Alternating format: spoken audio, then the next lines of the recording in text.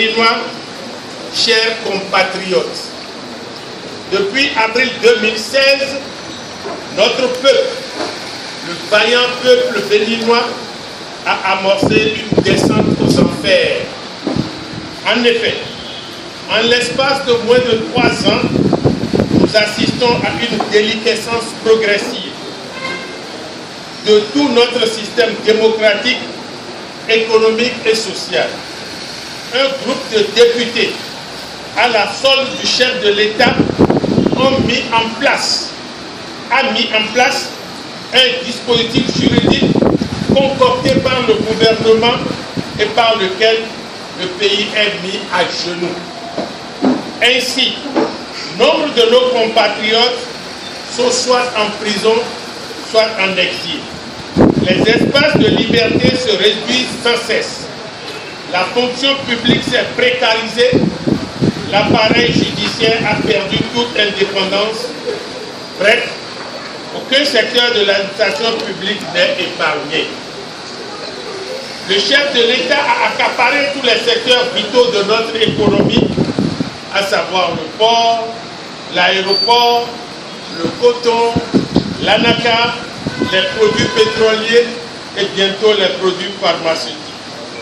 Les marchés de l'État sont attribués au gré du chef de l'État et de son bras droit, Olivier Bokok. En avril 2017 et octobre 2018, 2 tentatives de révision opportuniste de notre Constitution ont été bloquées par un groupe de députés patriotes, devenu la bête noire du chef de l'État. Et depuis, la chasse aux sorcières se poursuit. Les élections législatives du 28 avril 2019 offrent une occasion à la dictature pour acheter un autre coup à notre système démocratique. Qu'il vous souvienne qu'en avril 2017, le député d'Apé Sossou avait révélé le secret auquel devait conduire la révision de la Constitution. À savoir que le président Talon s'octroyait, après les 5 ans, un septennat pour son règne. Mesdames et messieurs, c'est ce plan qui a révélé que les prochaines présidentielles n'auraient lieu qu'en 2026. En confectionnant la charte des partis et le code électoral, le chef de l'État et les siens avaient voulu déjà exclure l'opposition, une opposition qui, consciente de son rôle, s'est mise en règle vis-à-vis des nouvelles dispositions. Le complot avait donc échoué, mais cela ne suffisait pas pour que le président Talon arrête sa guerre contre l'opposition. La nouvelle trouvaille consiste à exclure l'opposition des compétitions électorales.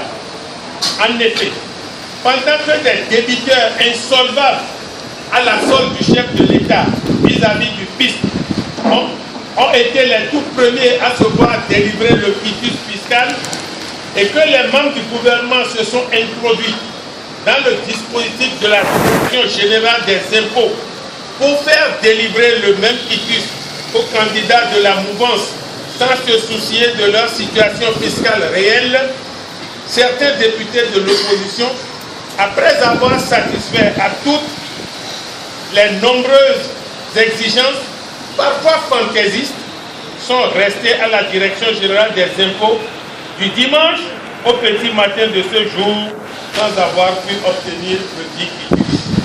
Entre-temps, le président de la Cour constitutionnelle, avocat personnel du chef de l'État, rappelons-le, fait intrusion dans le code électoral, voté et promulgué avec l'onction de la conformité à la Constitution pour introduire un certificat de conformité indispensable à tout parti pour prendre part aux élections. Ainsi, le président Talon invente un document qui est délivré au parti de son camp et de son choix. Le compte est que ce document est délivré par le ministre de l'Intérieur, Sakal Lafiak, membre du bureau politique d'un des partis du chef de l'État en violation de la loi portant charte des partis. À travers des interprétations erronées, le chef de l'État refuse que le fameux certificat soit délivré aux partis de l'opposition. Béninois, Béninois, en excluant les partis d'opposition, le président Talon veut reconduire au Parlement les députés complices de la mort programmée de notre démocratie en leur épargnant une bataille qu'ils ont perdue de vieille date. Ainsi, la Constitution sera révisée et les confidences du député d'affaires sociaux se réaliseront sans encombre.